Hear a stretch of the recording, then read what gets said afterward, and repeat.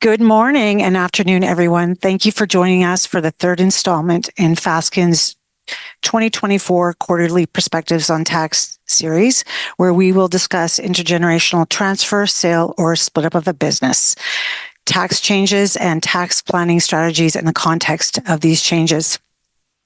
My name is Lori Bokenfohr, and I'm a partner in Calgary's Fasken office. And my co-presenter today is Matt Wilkins, who is an associate also in our Calgary office and also part of Fasken's tax practice. Both Matt and I work on a range of complex tax matters, including business structuring, corporate reorganizations, pre-sale and divestiture planning, business succession planning, executive and employee compensation, immigration and emigration, trusts, and estates. Now, I'd like to draw your attention to the information slide that is on your screen, in particular the survey piece. We very much appreciate you taking time out of your schedule to join us today, and your feedback is valuable to us. So we encourage you to click on the survey at the end and provide that feedback.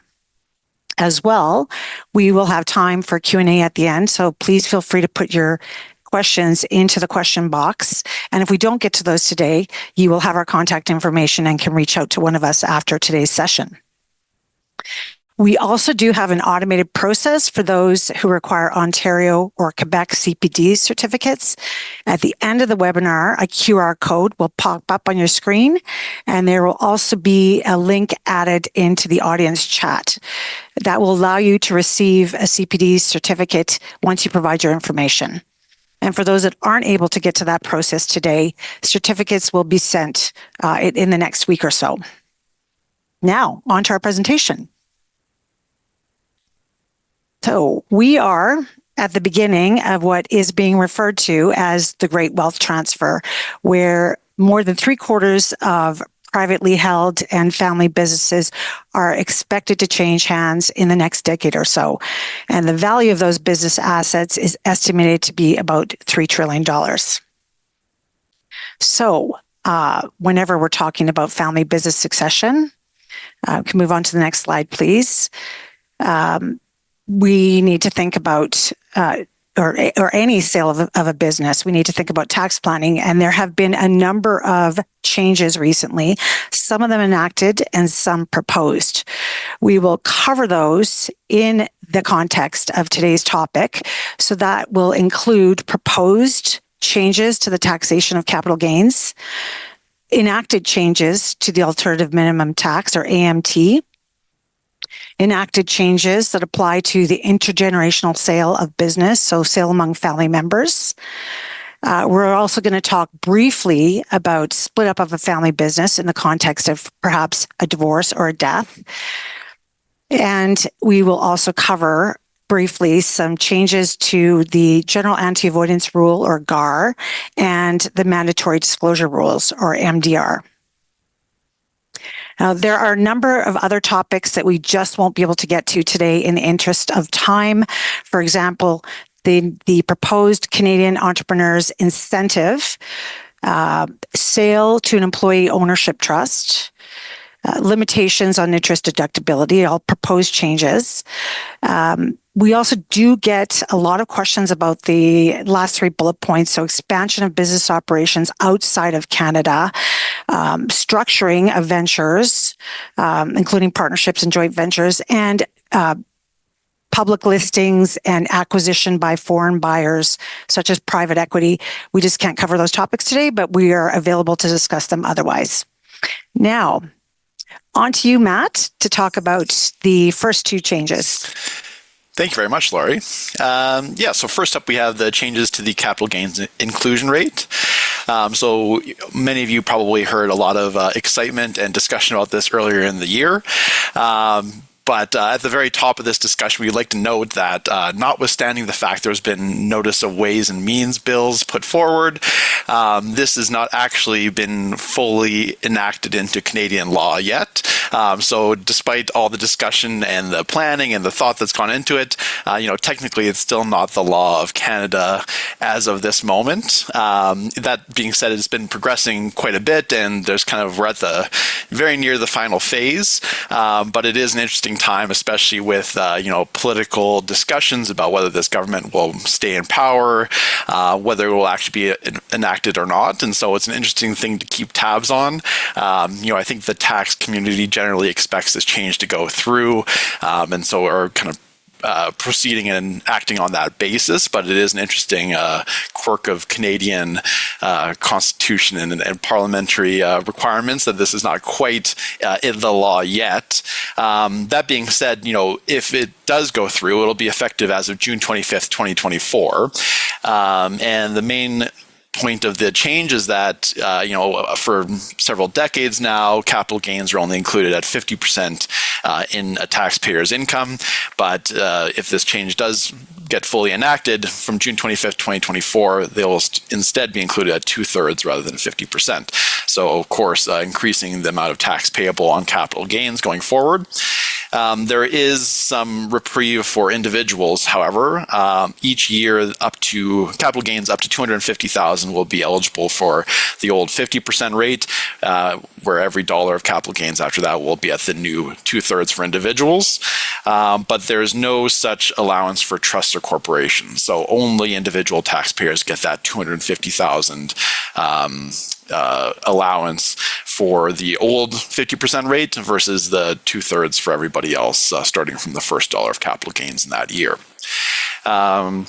This is an interesting point to note where, if an individual can get the benefit of the 50% inclusion rate, they can do that by kind of carefully planning and structuring their affairs to try to trigger capital gains up to that amount on an annual basis, and kind of gradually draw down on existing capital gains that might exist in their portfolio or some of their investments. There's some opportunities there to try to continue to get access to that, although slowly paid out over a number of years. There's some opportunities there. So there's some other changes to capital gains as well, aside from the capital gains inclusion rate itself. These have also been measures that have been advanced but not yet fully enacted. So just another note of caution about keeping tabs on whether this actually goes through or not. But there's the change to the lifetime capital gains exemption. So up until now, this was just under $1 million because it was indexed to inflation. But this change would move it up to $1,250,000. So on the one hand, they're increasing the inclusion rate for capital gains, but on the other hand, if you do get access to the lifetime capital gains exemption, it's bigger than it was before the changes. So that's a nice upside for the taxpayer. It's beyond the scope of this presentation, but there's obviously a number of requirements in order to get access to the lifetime capital gains exemption, typically from qualified small business corporation shares. So all the planning that we typically do with our clients and other colleagues in order to get access to lifetime capital gains exemption is further magnified by the fact that this is there's more room for the benefit of this shelter. So we want to be especially mindful of that in this new environment. And then, as Laurie mentioned before, there's the Canadian Entrepreneurs Incentive. This is proposed and it's gone through a number of iterations, and it's had a public consultation period, which ended last month as well. So from everything that's been put forward, it's expected to begin January 1st, 2025, and then kind of slowly roll out over a number of years. But it's still not law yet, and it's even less law than the other pieces that we're talking about. So for the purpose of this presentation, we just want to mention that it's something coming up on the horizon, but it's not something we'll discuss in depth here. But that might be another option for tax planning going forward when it comes to capital gains. So something we'd like to just put on your radar there. So that's the summary of the capital gains generally, and there's been some very specific and quite more extensive changes to certain other areas of tax law recently in Canada. So we'd like to talk about the modified alternative minimum tax. So in order to discuss the changes to alternative minimum tax, we'd just like to give a very brief summary of the way that these rules worked before the change, so that we can compare against the new changes and see where the differences lie and where there might be some pitfalls and some opportunities for taxpayers under the new regime.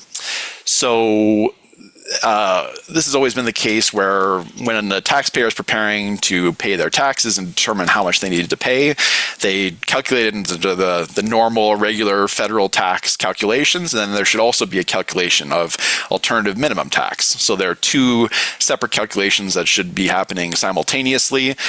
Many taxpayers don't come across the alternative minimum tax, so may not be aware of this.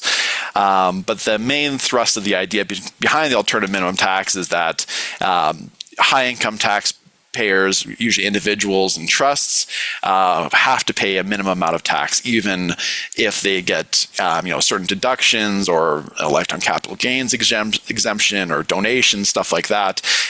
All sorts of things that could reduce their regular tax below the alternative minimum tax. The alternative minimum tax is meant to set a threshold for kind of the basic amount of tax that has to be paid, regardless of all those deductions and tax favored investments that might be made. In the tax community, we typically refer to alternative minimum tax as a type of prepayment of tax. And that's because if AMT is payable, it's possible to carry it forward and recover it over 7 years. So you can claim AMT that was previously paid in a taxation year to reduce federal tax, and that, in a sense, gets you all the AMT that you paid back, so you're no worse off than if you hadn't paid AMT at the beginning. But the big thing that we're worried about is if you can't use the AMT credit over 7 years from the date that you earned it, then it essentially becomes permanent, and it's an additional tax that's no longer recoverable.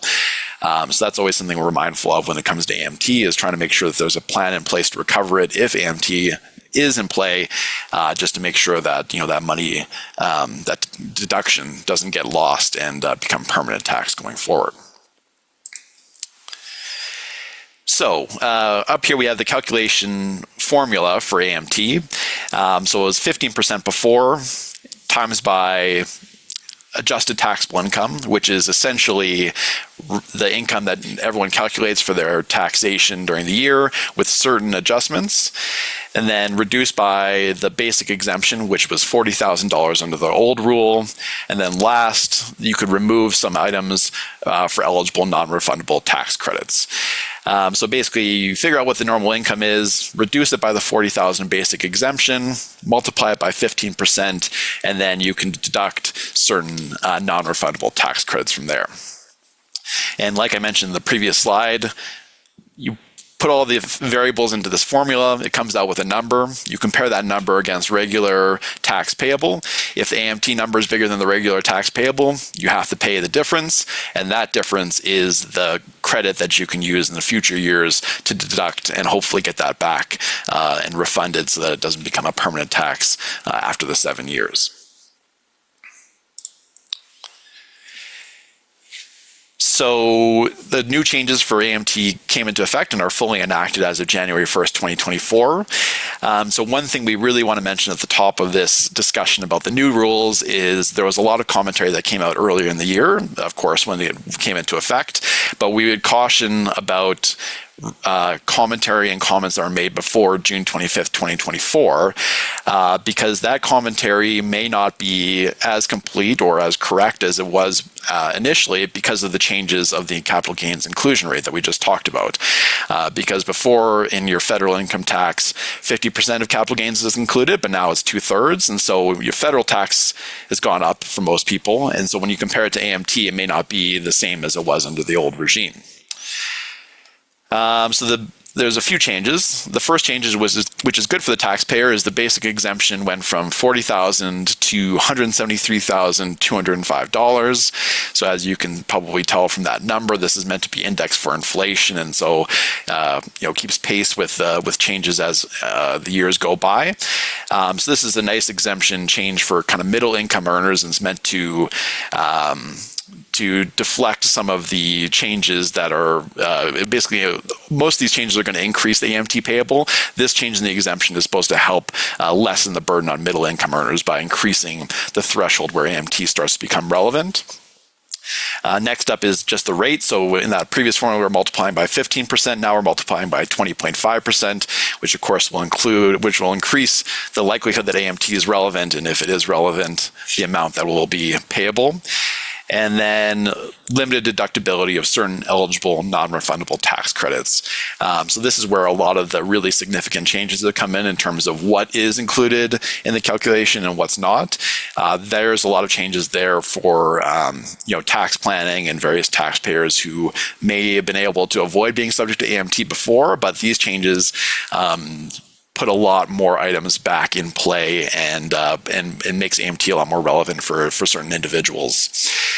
So at the bottom here, we have the new formula, which is very similar to the old formula, but as you see, it's 20.5% at the beginning instead of 15%.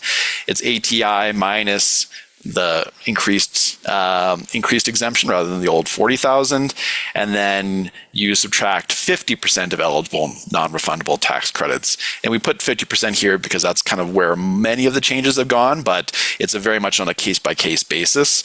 But that's where a lot of the relevant revisions have come in with the new law. So just to give you a very general overview of what those changes actually look like, and the minutia of the changes are beyond the scope of this presentation, but just to give you a feel of what the main changes are and how it actually impacts on the AMT calculation, we've included here additions to ATI. So in that formula, where does the ATI calculation come in?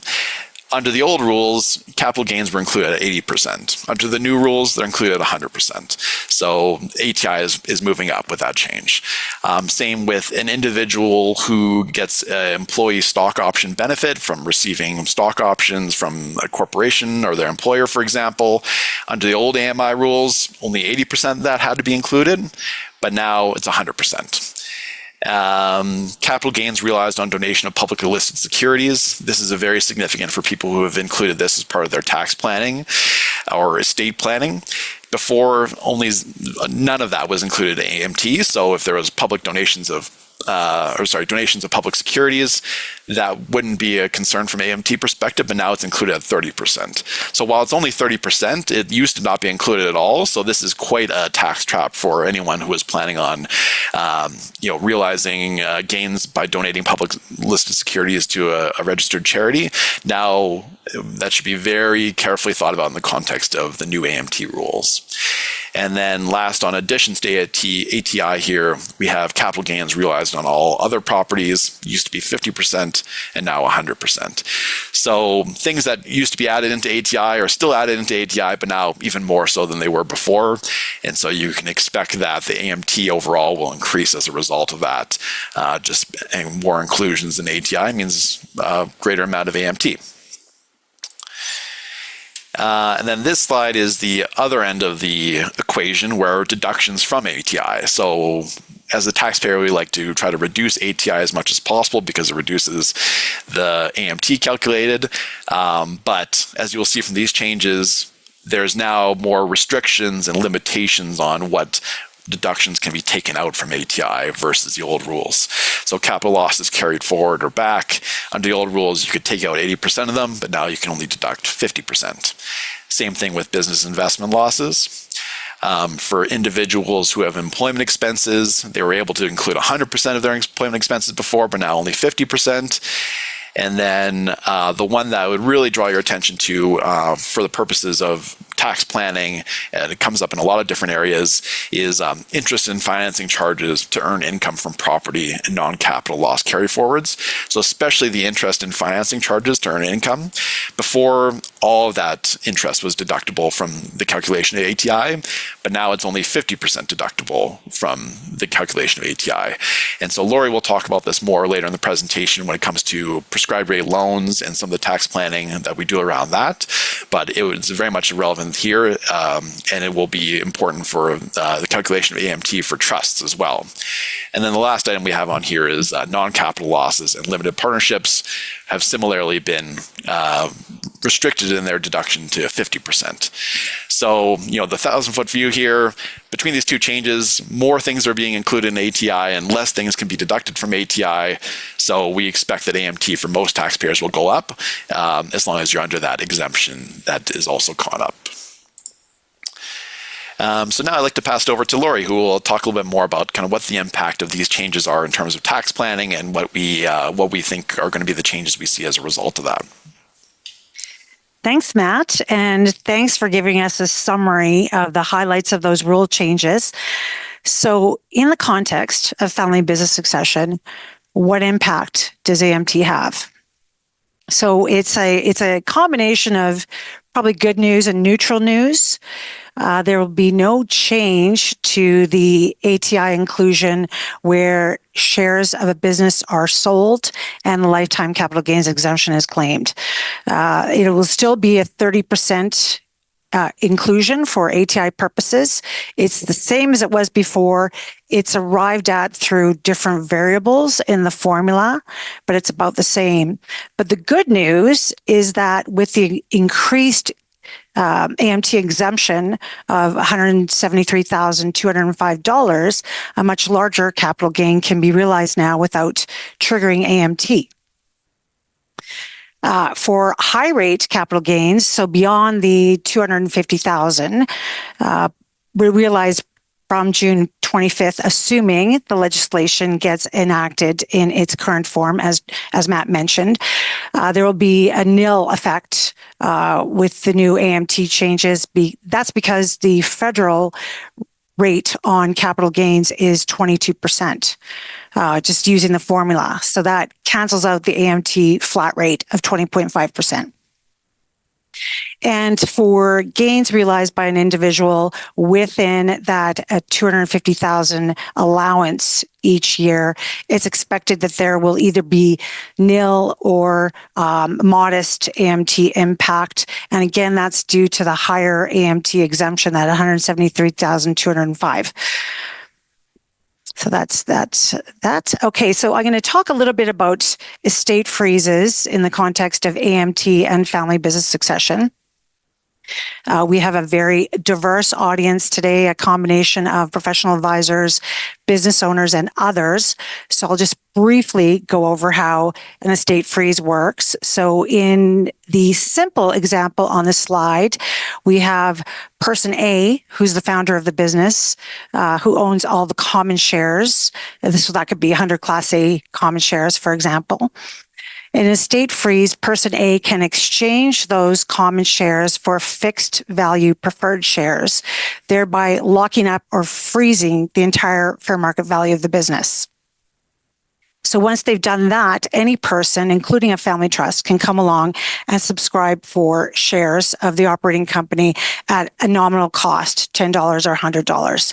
And all of the future growth in the value of the business will accrue to those common shares. So this can be very useful in a few contexts, and I will give a few examples. So on a future sale of the business where the shares are sold and they're qualified small business corporation shares or qualified farmer fishing property shares, and the lifetime capital gains exemption is available, that exemption can be allocated out to beneficiaries of the trust, including minor beneficiaries, minor children, grandchildren. And so no change, as I mentioned before on the slide, and a higher capital gain can be realized without triggering AMT. So that's good news. So an estate freeze is in a slightly different context. So let's say there are no imminent plans to sell the business, but it's generating very good cash flow, and there's a desire to share the profits among family members.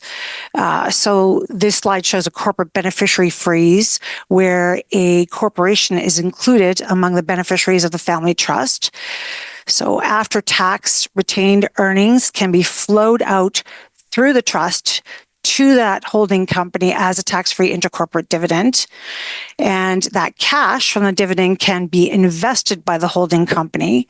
And the second generation income, either capital gains or dividends or interest, can then be flowed out the trust to the beneficiaries as dividends and taxed at their marginal rates again, without incurring triggering attribution or tax on split income, TOSI. So another good factor here is that with the increased AMT exemption of just over 173,000, a larger dividend, especially an eligible dividend, can be paid tax-free to those beneficiaries without incurring AMT at all. So another example of a context is an estate freeze combined with a wasting freeze.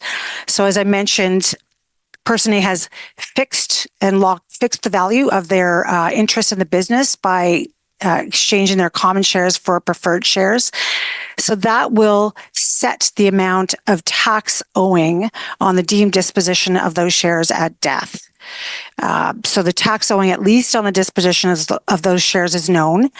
So over time, person A can redeem those shares or have the operating company repurchase them, and that will be taxed as a dividend. So the same thing I just mentioned about dividends, higher eligible dividends, and the ability to pay that tax-free without incurring AMT applies. So that can be a very efficient way to provide for retirement income for person A and to reduce the ultimate tax owing on their death on the disposition of those shares. And then I'll just give one last example because we're talking about family business succession. A trust might be thought of as a shapeshifter. So where a trust owns property or assets, including shares of a business, none of the beneficiaries actually own anything, and they're not entitled to anything unless and until the trustees exercise their discretion to make a distribution to the beneficiaries. So where person A has implemented an estate freeze and they have children, they can take a wait and see approach as to how things will evolve in the business and whether one or more of their children eventually have the aptitude and interest to take over the family business. And if that does occur, it is possible to roll out shares held by the trust to one or more of those children. So that can be left to a future date as long as it's done within 21 years of the formation of the trust. It can be done on a tax-deferred basis to Canadian resident beneficiaries. So those are a few contexts where estate freezes are still very valuable and the AMT changes are neutral or potentially even positive. Okay, so a different context, as Matt mentioned, in Canada, it's not possible to transfer assets to a regular garden variety family trust without causing a negative tax consequence. But it is possible to lend cash or assets to a trust as long as the interest rate on that loan is at least the prescribed rate of interest. And that interest is paid to the lender by January 30th every year. So this has been very popular planning in recent years, especially when the prescribed rate of interest was 1%. More recently, with our high interest environment and the AMT changes, it's become less appealing, at least until the interest rate comes down, because the prescribed rate is currently 5% and the deductibility of interest at the trust level is limited to 50%, as Matt mentioned. So person A will still have to recognize full income inclusion on that interest. Let's say it's 5%, but the trust can only deduct half of the interest paid. So there is tax leakage.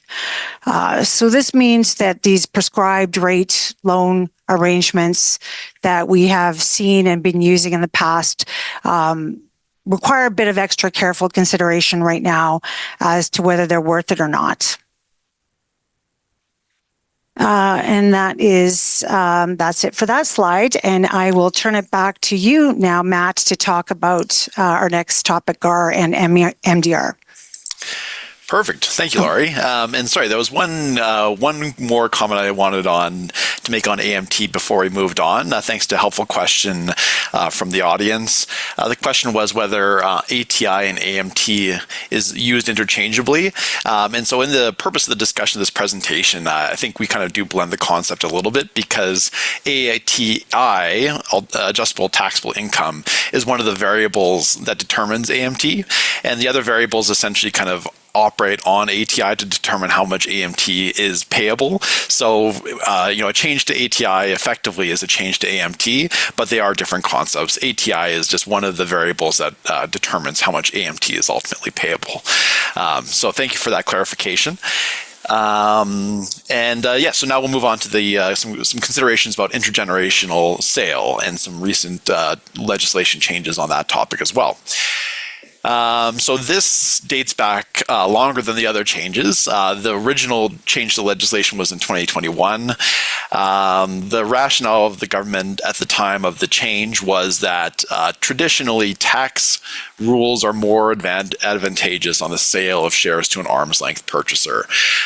So where you have a family business and you sell to a third party on typical arm's length terms, it's an outside investing group or private equity firm or what have you. The sale of the shares would typically be considered a capital gain, which is preferential compared to a dividend or other types of income. And likewise, if you did the right planning and set up the corporation right, you may also get access to lifetime capital gains exemption.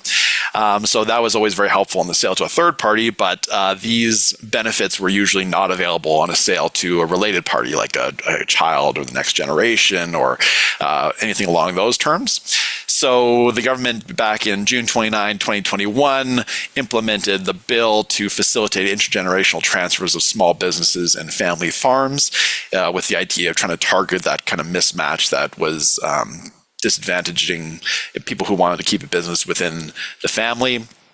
And the amendments were meant to essentially address those changes where, let's make lifetime capital gains exemptions available on these types of sales and try to provide for capital gains treatment as well. But the problem was the way the bill was passed back in 2021, there was definitely some loopholes and some kind of interpretation issues, perhaps, that led to some very aggressive surplus stripping and other types of planning by individuals in Canada, which were not really the intent of the changes as they were. And so the government was a little bit surprised by some of the interpretations and the results of those legislative changes, and tried to kind of clarify what the intent of the amendments were. But at that point, that was a law that had already received royal assent, so it was already fully baked into the law. And so, the government's clarifications afterwards didn't have the effect of actually changing what the rules were, which has led us to the new amendments as of January 1st, 2024, which were meant to really kind of put this law what it was intended to be and only apply to genuine intergenerational business transfers. So where the old law kind of led some opportunities for people to take advantage of the new rules, where maybe the business wasn't necessarily actually being transferred to the next generation, these new amendments are meant to make it more limited in scope, where it only applies where the new generation is actually taking over the business. And so it's included some requirements for children to maintain control of the corporation and to be actively engaged in the business. But at the same time, it does expand the meaning of child as we typically understand it in income tax, so that now it actually includes cousins in some cases and children of cousins, which typically child doesn't include in the Income Tax Act. So there's a few kind of special qualities to this that extends it, but this is meant to kind of clean up some of the misapplication of the laws was intended to be in 2021. So the benefit of these rules, now that they are fully enacted and kind of settled, is the vendor, which would be the parents, and the purchaser corporation, which would be owned by the children. They're deemed to deal at arm's length when the shares are actually sold. So all those rules where we were concerned about transfer to a related party and the recharacterization of the sale from capital gains to dividends and the inapplicability of lifetime capital gains exemption. Thankfully, this would help level the playing field between arm's length sale and the sale to the new generation, thanks to this. And so this also allows one of the other benefits, aside from just a lifetime capital gains exemption, which is now $1,250,000 rather than the lesser amount, is that we can also extend the capital gains reserve from 5 years to 10 years. And so I'll talk about that a little bit as the presentation goes on here. So the rules at a very high level are essentially, there's two types of procedures where the intergenerational transfer rules will apply. There's the immediate and the gradual. So the legislation recognizes that when a business is transferring from one generation to another, often there is a period where the existing generation wants to be involved, and it's going to be a handover over a period of time to ensure smoothness in the transition. It's not being impractical and expecting we sell the shares on January 1st and now it's your business and good luck and I'm not involved anymore. It's not very practical in terms of the reality of changing hands of a business from one generation to the other. And so thankfully there's the two types of procedures for getting the benefit of these rules, the immediate and the gradual. And so we just have a table here that explains kind of the difference between the two types of procedures. The immediate, as you would expect, has more stringent requirements for when the transfer actually happens and what timeline for that. So the immediate requires legal and factual control on the sale of the shares, versus the gradual only requires legal control. And so this is a very complicated concept in tax law in Canada, which we could probably have a presentation on its own right. But under the gradual rules, the new generation has to have voting control of the corporation. Under the immediate rules, the new generation has to have voting control of the corporation and essentially needs to have economic control of the corporation. So there's various ways of essentially transferring voting ownership, and so we can demonstrate legal control, but there's also ways of kind of maintaining an economic interest of the older generation in the new business, which Laurie talked about partially in terms of the state freeze, but we're mindful of those changes here. So depending on what exactly works best for the two generations, the outgoing and the incoming, and their tax circumstances, there's some decisions to be made between which process you'd like to proceed under. Transfer of economic interests, very similar in terms of that, the control of the corporation, but the immediate requires an immediate transfer of the common shares and then the rest in 36 months. The gradual requires an immediate transfer of the common shares with the rest to happen within 10 years and basically drawing down the economic value of the outgoing generation in the business over that period of time. The immediate procedure requires a transfer of the management of business within a reasonable period of time, which is the same under both, but there's kind of an automatic, you get 36 months at least to transfer the business. It's a safe harbor under the immediate procedure versus the gradual procedure where you get 60 months as a safe harbor.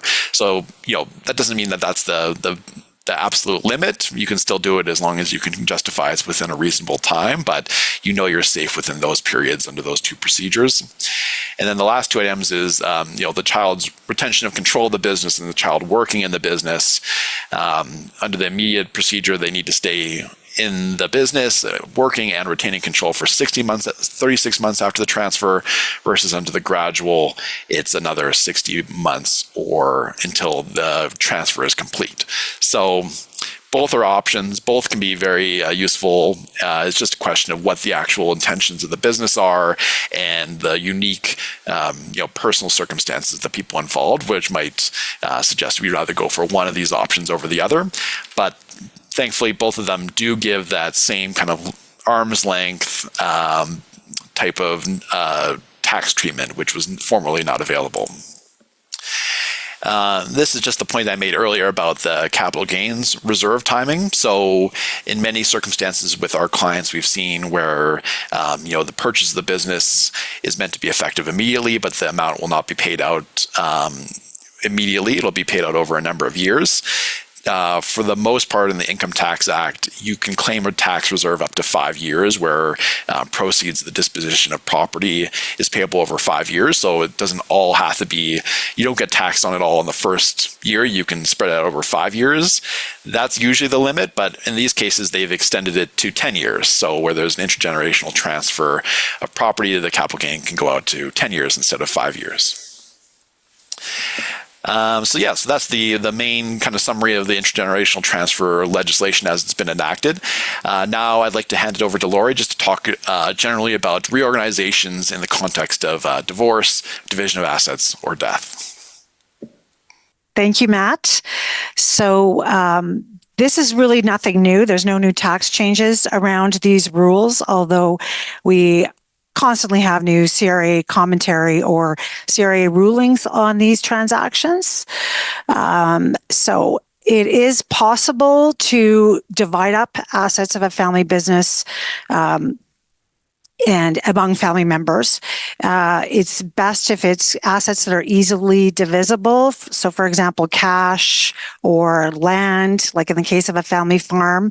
It is also possible to divide up assets of a business. So for example, if you have an operating company that runs a business and it also owns a building and land, it is possible to move some of those assets out into a separate corporation. So this works in the context of divorce or death, among family members. Next slide, please. So it depends, the big question is whether the parties are related or not for the purposes of these rules. In the postmortem context, ideally, any kind of divisive reorganization or butterfly would be done while the estate is still a shareholder to preserve that related party relationship. But there are preliminary questions that have to be asked in any kind of division of assets. Such as who's going to own what, who's assuming death, and how the assets will be distributed. So we do see this happen in the postmortem context, lots in the divorce context. A corporation can in turn have interest in subsidiary corporations or investments in limited partnerships, and those can be divided up if the family does not want to continue to transact business together and they each want to pursue their separate investment and tax planning objectives. That's always possible. And back to you, Matt, for the final topic. Perfect. Thank you, Laurie. So we've already received a number of good questions and we want to save some time for the end here. So I will deal with mandatory disclosure requirements and the general anti-avoidance rule very briefly, just to give you a picture of what the changes are and where the landscape seems to be evolving. So the mandatory disclosure requirements are this big push in the international tax community and in Canada as well for movement towards more reporting. So generally, we're seeing a lot of the changes are just more information, more returns, more disclosure going to the tax authorities, and kind of the taxpayer kind of opening up more information to them is the general trend that we're seeing internationally and also in Canada. And this is kind of the most recent and most relevant, at least for a lot of the transactions that we do, change in that direction. So there's two essentially types of transactions that are subject to mandatory disclosure requirements. There's notifiable transactions, which are published in a list by the CRA. So that's simple enough. You just review whether your transaction's been determined to be a notifiable transaction, and if it has, you have to follow the rules for that. And then there's reportable transactions. And so this is not, I should say, these are not new rules, but they have been refined a little bit in terms of what the guidance from the CRA is recently. And so the reportable transactions, if you do a transaction where there's a tax benefit, an avoidance element, and one of three hallmarks, then that's considered to be a reportable transaction, and it needs to be reported to the CRA with various details regarding what was done and within a certain time frame. The three hallmarks are confidential protection, contractual protection, and contingent fees. So these refer to the items that are looking for to determine if MDR is applicable. Contingent fees are basically fees that are contingent on the tax benefit that's gained from the transaction. Confidential protection requires confidentiality around the transactions that were done. And then the one that we see the most in our practice and from what our clients bring to us is contractual protection, where essentially one party is protecting another party from, tax implications for a proposed transaction, to put it very generally. So we've seen that. So there was these, as I mentioned, this has been enacted for a little while, and the legislation as it's presented seems relatively clear, but the CRA came out with their own kind of guidance on the interpretation of those rules, because at their very face it seems like many transactions would be captured by this and require the reporting, and so the CRA guidance in some ways kind of stepped that back and tried to provide some more insight into what type of transactions they're actually looking for these rules to target. And there's been a fresh round of that recently, which again, like in some ways it helps clarify, but in some ways it raises more questions than it answers in terms of what the guidance from the CRA is. And so the tax community generally is still kind of digesting these changes, trying to get a good consensus on what is and isn't considered a reportable transaction. For instance, like if we're doing one of these pre-closing tax planning considerations that we talked about earlier in the presentation, and then you go ahead and sell your business to a third party, and the third party demands representation about the pre-closing tax planning that you did. There's some uncertainty about whether that would be considered a mandatory or a reportable transaction for the purposes of these rules, and whether you would need to then provide a disclosure to the CRA for that. So I wish I could offer some more clarity and certainty at this point, but we are all kind of collectively kind of developing a view on when and when it's not appropriate. And so it's a very much a gray area in the Canadian law right now, but it's something that we are getting, we're getting more clarity on as time goes on. Then very briefly, the general anti-avoidance rule. We mentioned it here in the context of the mandatory disclosure requirement and also, changes in Canadian law recently.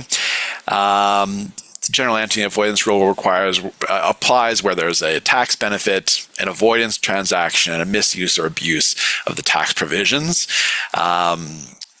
There's been recent case law from the Supreme Court of Canada that has kind of changed somewhat the view of what GAR is and how it applies, and also some legislative changes around that topic as well. So there's a lot to digest here, but the main point we like to take away is the mandatory disclosure requirements. If you do choose to make that disclosure, it's a way of protecting yourself at least somewhat against the general anti-avoidance rule, because by doing so, you don't basically by providing the mandatory disclosure requirement submissions, then you can protect yourself against extending the statute barred years for an assessment for GAR, and also additional penalties that apply if GAR is found to be relevant in the case. So this is kind of tied into the mandatory disclosure requirements, and it's just something to be mindful of whenever you're doing tax planning.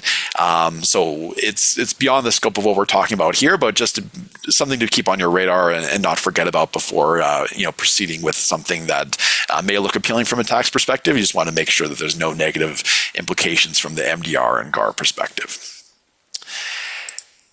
So that is the end of our presentation on the content that we provided. But as I mentioned, we've already received a number of really great questions we'd like to answer with the remaining time. And we'd also invite anyone who has any more questions to please put them in the Q&A there, and we will answer as many as we can before we run out of time. So let me pull up the questions we've received so far. First up, what do you do when you have 3 children with very different income generating capacities and management skills? That's a great question, very very common as well. Lori, do you want to answer that? Sure. Thanks, Matt. That is a good question, and it does arise all the time. Of course, every business founder wants their children to take over the business, I think, or that's a dream of many of them. But of course, they're not genetic replicas of the founder or the founders. So they might not have the interest or the aptitude, as I mentioned earlier. So in the context of the estate freeze, I did mention that the trust is useful as a potential shapeshifter to allow the founder to take that wait and see approach, to distribute those shares out to a child or more than one child in the future. If that is done, though, I didn't mention this, it is possible to potentially equalize that what would really essentially be a gift of those shares to one child through a distribution of other assets to the other children or equalization in the will. So yeah, very good question, very common question, and you really don't know until till the future tells you what happens. Yeah, that's great, Laura. Thank you. Yeah, I think that's what I would say too is, where you have different income generating capacities in children, there's definitely opportunities to try to get income in the hands of people who might have a more beneficial tax rate. And so a trust is a really good way of doing that. And I would say that's even more the case now where there's the $250,000 exemption for the capital gains inclusion rate. Being able to use a trust in order to try to allocate capital gains into the hands of more tax preferred individuals, that's something we've done for a very long time, but it's even more so relevant now where maybe in a certain year that exemption is available for some individuals and not others. So there's it's obviously very bespoke on the circumstances, but there's lots of different ways of kind of getting the tax benefits and then, like you say, Lori, equalizing what people get at the end of the day, just to make sure everyone's kind of treated fairly if that's what the goal is. Great. We got another question here. So for a business that's 100% owned by a founder through a corporation, the question is whether private equity purchasers seem to prefer an asset purchase versus a share purchase, and what can someone do to structure themselves to pay less tax in that circumstance. So I've seen this a lot where, a third party comes in and there's, at the very beginning, there's usually a discussion about what is the transaction structure going to look like. Oftentimes, just as a general corporate commercial matter, purchasers typically prefer buying assets over the shares of a corporation because they can take just what they like, leave behind all the liabilities or the assets they don't like, and then they're kind of scot-free, I guess is a way of describing it. Once they get what they like, they can kind of walk away and use those assets how they see fit. But usually on the vendor side, from a corporate commercial perspective, it's nice to sell the business because if there is any liabilities or any difficulty transferring certain assets that are important, like licenses or something you need consent from a third party from, it's very helpful for that perspective. And usually from a tax perspective as well, we do prefer to see a share of sales on the vendor, sale of shares on the vendor side, because you can only get the lifetime capital gains exemption on the sale of shares, and you can get capital gains treatment, and the money comes directly to the individual personally. So that's usually the preferred. And usually we've had a lot of success where, a private equity firm or even a public corporation or another investor of whatever kind has come in, says they want an asset deal for all those typical reasons, but we've usually been able to kind of convince them to move off that perspective and go to a share deal, as long as you can kind of satisfy them from a corporate perspective or a commercial perspective that you'll be in the same place. So whether that's, providing indemnities and representations and warranties beyond what would normally be required in an asset deal, or maybe getting some form of representation and warranty insurance. We've had a lot of success in kind of negotiating with the investor for the benefit of the vendor in those cases. And then I would normally just say, it's very important to have these discussions right at the outset, because as soon as there's a letter of intent signed that talks about a purchase of assets rather than a purchase of shares, or the more further you advance in a transaction under the sale of shares type of approach, or sorry, the sale of assets approach, the much harder it is to, change the structure of the transaction after that and to be more favorable for the vendors. So you have a really good opportunity at the start to kind of frame the discussion and move it in a way that's more tax advantageous for the vendor. But we've had a lot of success in kind of negotiating that. Laurie, did you have anything you wanted to add on that question? Yeah, I mean, I would agree. In recent years, I would say private equity is quite accommodating to the tax planning of the vendors. Sometimes it comes at a bit of a price because of the factors that you mentioned, Matt, the risk. And the difference between an asset purchase and a share purchase for the purchaser. So I would also say, I think the question was about maybe like an opco holdco situation where the shares of their operating company are held by a holding company. I would emphasize that it's very important to do any pre-sale tax planning well before any potential sale is on the radar, because if that holding company has been used as an investment vehicle and intercorporate dividends have been paid up to that holdco over time and then invested, for example, in the publicly traded securities or an investment property that's a rental property, it is very difficult to move those assets out in the same series of events as a sale, invariably because of recent CRA commentary. It's going to result in dividend level tax for those shareholders. They might still be able to claim the lifetime capital gains exemption on the sale of the shares of the holding company, but there will probably be additional tax payable. That's all I have to add. Thanks. Yeah, that's a great addition. Thank you. That is a very common structure we see where the opco holdco setup is as well, and so that definitely adds another kind of wrinkle to thinking about just getting yourself set up properly for the best outcome. Lots of great questions here. So we got another one. What about, is there anything to think about in terms of transferring trusteeship to children in the case of a family trust that owns the family company? Laurie, do you want to tackle that one? Yeah, sure, Matt. This is a difficult question, as perhaps a parent or both parents are trustees to begin with, and they're getting on in years and they need a replacement trustee, and there may be a child that they think is competent to take over.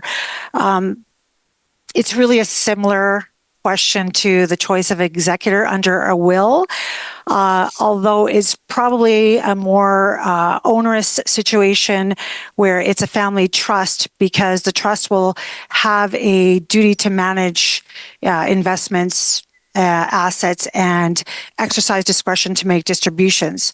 A will already has a plan for distributions. A family trust is not. So in the context of family dynamics, that can be a very difficult decision to make. It can have consequences to family relationships. There would have to be a high degree of transparency if a family member, say, one of the siblings was to take over as trustee, and it might be worth considering engaging a professional trustee in that context to act as the fiduciary. They will have all sort of the bookkeeping and transparency measures in place to ensure accountability and potentially encourage ongoing harmony between the beneficiaries. What do you think, Matt? What would you add to that? Yeah, no, I think that's a great point, because it does really become very, it's a very interpersonal type of question when it comes to that kind of management, and having like a third party that's even-handed, doesn't have any of the history of the family or anything, and can just be kind of the lightning rod for any disputes or any issues that might go on. It's very helpful to have a professional trustee, or at least somebody who can kind of be seen to be above the dynamics of the family, is very helpful in terms of just helping make sure that nobody feels like they're being, treated unfairly, or, past promises haven't been kept or anything like that. It helps kind of increase the harmony, I think, in those types of situations. So that's a nice option if the situations kind of merit it. Perfect. We're almost out of time here, but we'll try to squeeze in one more question before we let everyone go. The next question here is setting up a trust for children and grandchildren an efficient means of transfer of wealth without erosion of taxation? So I think we really do find that trusts are very helpful in a lot of different situations where, there's an interest in kind of transferring the wealth down to the next generation. And we've touched on that a little bit in our discussion earlier today, but, the trust is that shapeshifter where, property can be held and then, it's very useful where, dynamics are changing or individual circumstances between children, grandchildren, anything like that are very different. It gives you that wide degree of flexibility, and the trustees can use that flexibility to really, efficiently transfer assets down to the next generation. And the ability to multiply the lifetime capital gains exemption using a trust for the beneficiaries is something that I think we alluded to in this presentation. We haven't talked about it extensively, but that's one way, especially with the increased lifetime capital gains exemption that's available now. It's one way of very efficiently, tax sheltering a sale of a business and moving that money down to the next generation.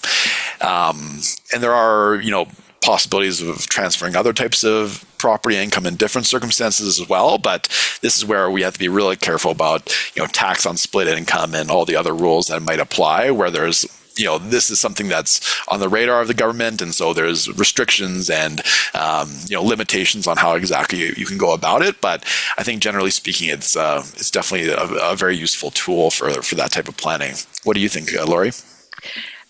Yeah, I would agree.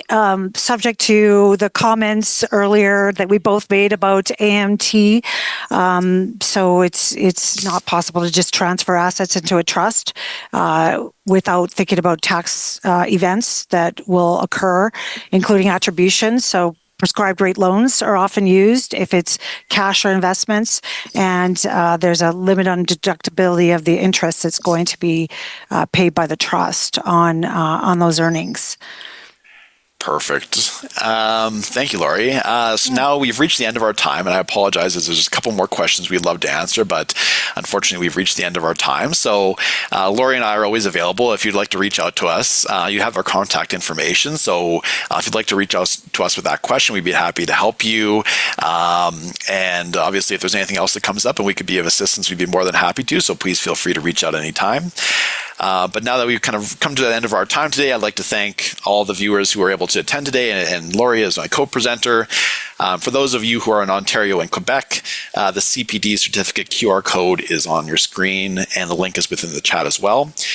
So if you don't get a chance to use the link, certificates will be sent out next week as well. For our BC viewers, the Law Society of BC title has been added to the chat as well. And there's the QR code for the survey on the screen too. So if you have a moment, we'd really appreciate your feedback just to make sure that we give the best possible content in the most useful way for you. The fourth and final webinar for the 2024 Quarterly Perspectives on Tax Law series will be coming up later. So please keep an eye on your inbox for the invitation, and we'll look forward to having you at that one as well. If you'd like to register for any of our events or watch replays of previous events, please visit the Fasken Institute section of fasken.com. We have all of our information and previous presentations there. Thanks again for coming, and we hope you have a great afternoon.